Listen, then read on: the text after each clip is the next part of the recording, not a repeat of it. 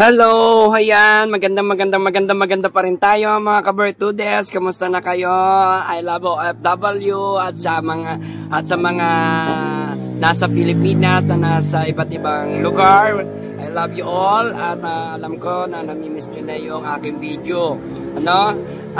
Ulit-ulitin nyo lang po yung panoorin yung video ko dahil nandyan na po, nangyayari na po ang mga nangyayari. I-analyze nyo lang po lahat ng mga nandyan at sinasabi ng tarot card dyan at mga sinabi ko. Nandyan na po lahat, pati ang sagot sa inyong mga tanong. Kaya ako po ay naghihintay lamang ng mga resulta na nangyayari at mangyayari pa.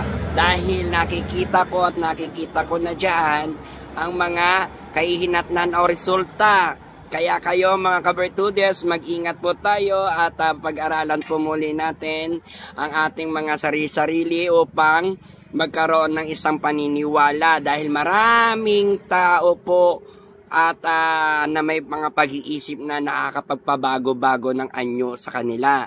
Dahil ang Year of the Snake ay may mga pagtatapos sa first quarter ng Wood Snake na nagkakaroon po ng mga iba't ibang anyo o palit ulo, no?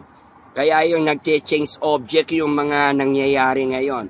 At syempre, sa pag-iisip ng mga tao, maraming naguguluhanan pa rin at ang iba, maaayos din yan lahat. Kasi nakikita ko na yung feedback pati at saka yung mga magkakabaligtaran at palagi pa rin natin panatilihin ang powerful prayer na magkaisa tayo at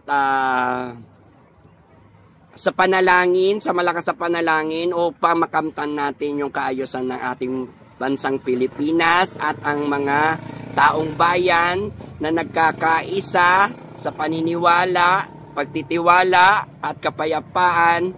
Magkaroon po kayo, lahat tayo, ng malawakang pag-intindi sa lahat ng mga nangyayari. At sabay-sabay naman talaga yung nangyayari, yung mga nangyayari ngayon.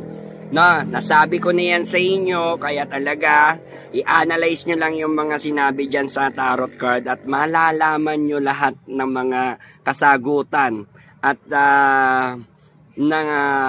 nauna na tayong mga ka-Bertudes na makita sa tarot card o ang sign bago pa mangyari ang mga bagay na yan o mga mangyayari.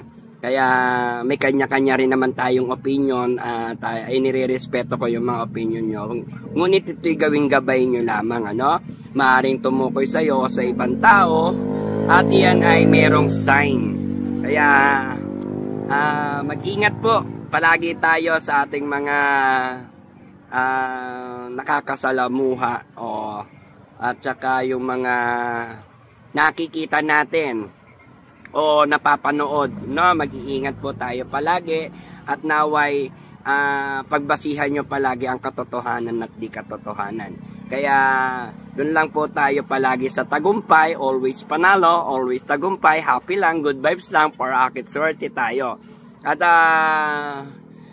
huwag kayong magtaka kung bakit maraming mga maglalabasang mga iba't ibang klaseng mga mindset na nilalang sa tao dahil yan po ay nagpapalit-palit ngayon ng ulo or ng itsura o ng anggulo or tinatawag na anggulo ng mga pag-iisip, at anggulo ng mga aura nila, ibig sabihin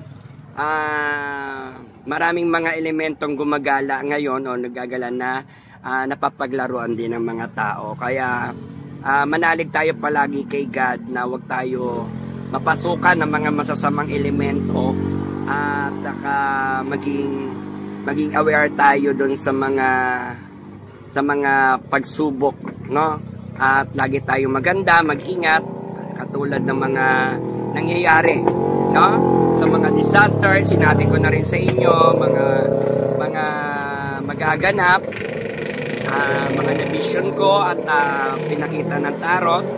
At maari po kayo ay maging maingat at panalangin natin number 1 lagi yung kaguluhan sa Pilipinas. At huwag po kayong mag-alala mga kabertudes. Meron kayong mga ma-analyze dyan sa video na pinaka-poem or tinatawag buod na inyong masasaksihan ang ibig sabihin niyan sa tarot card at magsasabi sa inyo ng legit yan at totoo yung mga sinasabi ng tarot card. Hindi pa yan nangyari ay nabasa na natin, lalo na yung mga video ko na nandoon sa una kong mga upload, no? At ngayon naglalabasan na. Ayan. Huwag kayong mag-alala, tayo ay always tagumpay, always panalo mga kabertudes. Ano? Manalig lang tayo sa Panginoong Diyos. Ano? At magkaroon tayo ng peace of mind. Magkaisa na ang buong mundo sa kaayusan ng ating bawat bansa, hindi lang bansa natin, dahil sa ibang bansa nakakagulo-gulo na rin, nakakagera-gera na rin, ano? At ang mga tao, kahit sa social media, nakakagulo-gulo na rin, ano? Kaya ang gulo-gulo, kaya ako, ayoko na rin makigulo-gulo. kaya hindi ako makapaggawa ng mga upload ko yung makisabay sa kanila, gulo-gulo, di ba? Kaya hayaan natin silang maging magulo. Basta tayo maayos. Ha? Kaya, tutok lang tayo, focus lang tayo sa sarili natin at sa pangapanalangin natin kay God na maayos yung ating bansang Pilipinas at maging maayos na rin ang ating mga batas, ano, ang ating gobyerno. At saka, syempre, sa pagboto, laging tandaan at kung sino yung karapat-dapat, yun ang piliin nyo, no?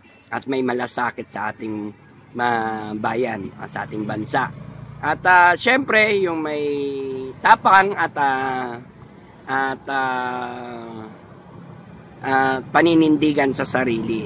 Kaya maraming salamat mga kabertudes sa pagsubaybay nyo palagi sa aking video, dahil kaya hindi ako masyado nag-upload dahil ang gulo-gulo. Ha? Dahil ayoko muna makisabay sa mga ganyang mga magulo-gulo. Ha? Hayaan na nilang magulo-gulo, mapapagod din yung mga yan. At maaayos din yung mga yan. At matatapos din yung mga labanan nila, mga gera nila. Maayos din yan. Ang mahalaga, mag-focus tayo at suportahan natin yung may katotohanan. No? Suportahan natin yung mga the legend or the legit din. No? At saka suportahan natin yung mga may mga katotohanang ganap sa mga nangyayari. Magkaisa tayo, mahalin natin ang bawat isa, mahalin natin ang mga kaaway. Yan. At pagdasal natin yung mga dapat ipagdasal. At syempre, abangan nyo na lang yung mga susunod na mga nagaganap at magaganap pa, dahil nasabi ko na nandyan na rin sa tarot card, resulta na lang ang iniintay ko at saka nakikita ko naman na lalabas at lalabas na rin ang katotohanan. Kaya panalangin natin yung mga nasa gobyerno, mga nag-aaway-aaway ng politik, natin na maayos na sila at matuon na yung kanilang pansin sa taong bayan na talagang nagluklok at naglagay sa kanila at nagbigay ng kapangyarihan para maluklok at para makatulong sa mga may hirap at saka sa kaayusan ng ating bansa. At manalangin palagi tayo kay God na tayo'y palaging ligtas, ang ating bansa, ang ating mundo, hindi lang ang ating bansa kundi sa iba't ibang panig ng mundo ay magkaroon, o sa iba't ibang bansa ay magkaroon ng katahimikan, kapayapaan at peace of mind, kasi sobrang gulo na talaga. Ang gulo-gulo, no? Pero maayos din yan kasi matatapos na yung fourth quarter. No? Fourth quarter, ang first quarter of the year and month ng taong 2025. Abangan nyo kasi parang nakikita ko na marami nang mapapagod, maraming magkakasakit, maraming mamamatay, kapag hindi nag-isip ng kaligtasan at pag-iingat at pagpapalakas sa kalusugan at hindi nakakalimutan na yung sarili, no? Kaya pagdasal natin palaging maging active at active na yung ating mga mindset sa mga pananaw natin sa katotohanan. At isipin palagi mga susunod na henerasyon dahil marami talagang tao na hanggang ngayon magulo, ano, talagang ang gulo-gulo-gulo, ano, masakit man sa ulo, pero kung magpo-focus tayo sa sariling nating buhay at suporta sa mga taong dapat suportahan, magkakaroon tayo ng tunay na pagbabago. Yan. At syempre, panalangin ko sa inyo, panalangin ko kayo, panalangin natin din ang ating mga nakaupo sa gobyerno na magising na sa katotohanan at bumalik na yung kanilang mga tunay na isip, no, sa kabutihan. Ayan. At maging maayos na. Tandaan nyo, malakas ang laban ng katotohanan kaysa sa kasinungalingan. Kaya hindi magtatagumpay ang kasamaan sa kabutihan. Kaya doon lang tayo lagi sa kabutihan at tagumpay. Tayo ay aani rin ng tagumpay. Kaya tagumpay nyo, tagumpay natin yan at magtagumpay kayo at supersahin natin sila. Ayan. Kaya sa lahat ng mga nag-aantay ng upload ko, wait nyo lang kapag okay na yung mood ko na magkaroon ng magaganda na yung nakikita ko talaga. At dapat ko nang malaman yung mga magagandang darating at saka yung mga good vibes, no? Ayoko nung mga gulo. Kaya happy lang, good vibes lang. Kayo dyan, relax lang kayo, kalma lang. At powerful talaga ang ating pagdarasal. Tayo magtatagumpay at syempre panalangin natin din ng mga may sakit ngayon. At marami dyan after all, sobrang mga tatapang, ihina at yung may hina na lakas. Yan. Kaya syempre din shout out din sa mga nakikita ko na nagbabagong anyo. Alam ko naman na hindi nyo yan gusto at kagustuhan, pawang gawaya ng mga negatibong nilalang. Kaya nawa ay magising na at magkaroon tayo ng takot sa Diyos. Ayan. Maraming salamat po sa inyo. At thank you very much. And God bless you all. God bless to us. And more power, more blessings sa inyo lahat. Thank you mga Kabartudes. And see you again my next upload. Thank you. Bye-bye.